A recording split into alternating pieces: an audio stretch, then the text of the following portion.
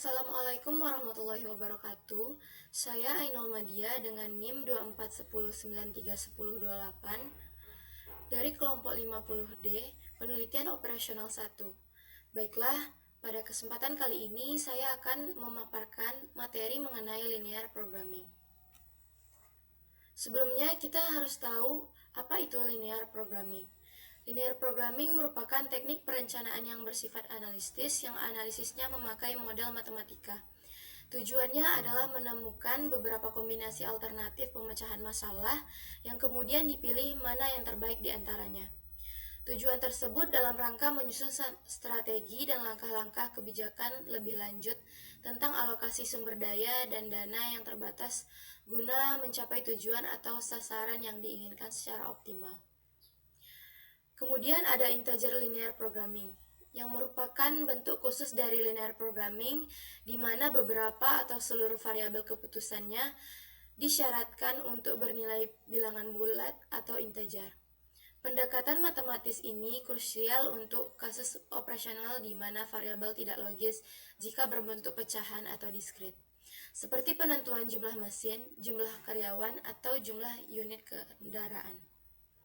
Kemudian ada komponen linear programming. Yang pertama itu ada variabel keputusan yang adalah simbol matematis yang mewakili jumlah atau tingkat aktivitas yang akan ditentukan.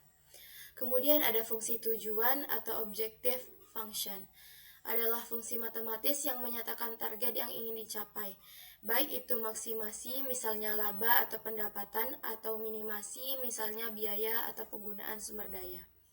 Kemudian ada fungsi kendala atau constraints, yaitu adalah pembatas atau batasan terhadap nilai variabel keputusan berdasarkan ketersediaan sumber daya yang terbatas. Yang terakhir itu ada syarat non-negatif, yang ini adalah asumsi dasar bahwa variabel keputusan tidak boleh bernilai negatif. Secara logika, hal ini menunjukkan bahwa produksi atau aktivitas tidak mungkin bernilai kurang dari 0 dalam dunia nyata. Selanjutnya itu ada bentuk standar linear programming. Yang pertama itu adalah fungsi tujuan atau objective function. Fungsi tujuan dapat berupa maksimasi atau minimasi. Seperti berikut merupakan rumus dari fungsi tujuan, yaitu Z yang merupakan nilai fungsi tujuan, baik itu maksimasi atau minimasi, dan C1 X1 ditambah C2 X2 sampai ditambah Cn Xn. Untuk C itu merupakan koefisien kontribusi yang merupakan parameter yang menunjukkan kontribusi setiap unit variabel terhadap nilai Z. Untuk X merupakan variabel keputusan yang mewakili jumlah unit produk atau tingkat aktivitas yang harus ditentukan. Kemudian yang kedua itu ada fungsi kendala. Seluruh pertidaksamaan diubah menjadi persamaan dengan memasukkan variabel tambahan. Kemudian itu ada syarat non-negatif.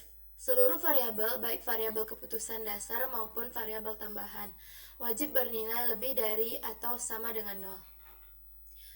Ada Xj lebih besar dari 0. Xj merupakan variabel keputusan yang mewakili jumlah atau tingkat aktivitas ke J yang harus ditentukan untuk mencapai solusi optimal. Kemudian ada Si besar dari 0. Si merupakan variabel slack atau surplus. Variabel ini muncul saat kita mengubah pertidaksamaan menjadi persamaan. Yang terakhir itu ada Bi besar dari 0. Besar sama dari 0. Itu mewakili total ketersediaan atau kapasitas maksimum dari sumber daya KI yang dimiliki perusahaan. Selanjutnya itu ada macam-macam solusi dalam linear programming. Yang pertama itu ada solusi optimal tunggal. Ini adalah kondisi ideal di mana hanya terdapat satu titik sudut pada daerah penyelesaian yang menghasilkan nilai fungsi tujuan terbaik. Yang kedua itu ada solusi optimal alternatif.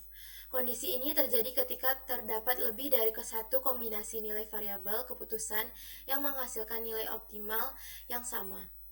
Yang ketiga itu ada solusi tidak terbatas.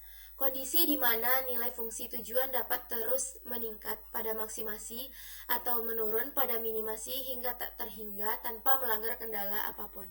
Yang terakhir ada solusi tidak layak.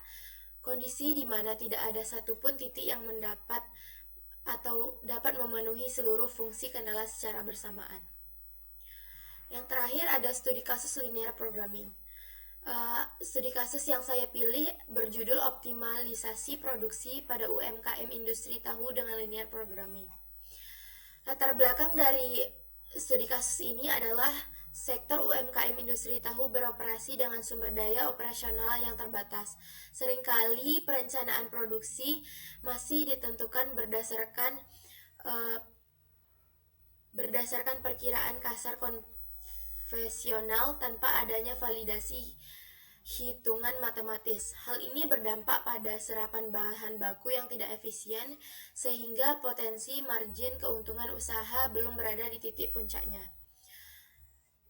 Kemudian identifikasi masalah. Permasalahan utamanya adalah bagaimana merumuskan dan menentukan jumlah kombinasi volume produksi antara berbagai jenis tahu yang berbeda secara akurat, agar perolehan keuntungan maksimal dapat dicapai tanpa melanggar batasan ketersediaan bahan baku.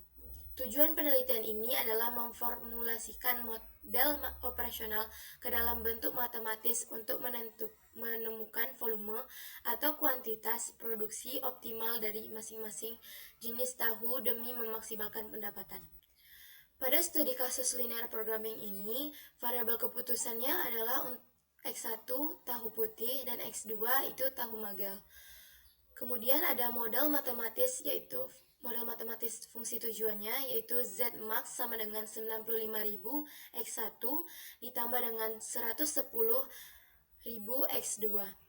Kemudian ada fungsi matematis fungsi kendalanya yaitu 4x1 ditambah 3x2 kecil dari 300 dan 120x1 ditambah 70x2 kecil dari 2160 dan 16x2 kecil sama dari 100. X1 besar sama dari 0 dan X2 besar sama dari 0. Kemudian bisa dilihat hasil penyelesaiannya di tabel ini.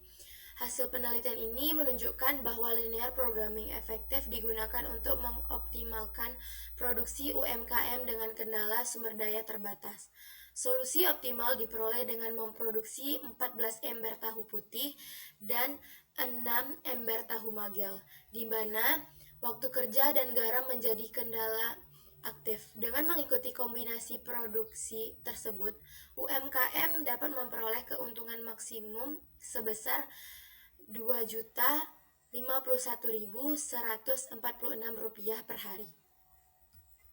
Sekian pemaparan materi dari saya. Saya tutup dengan Assalamualaikum warahmatullahi wabarakatuh.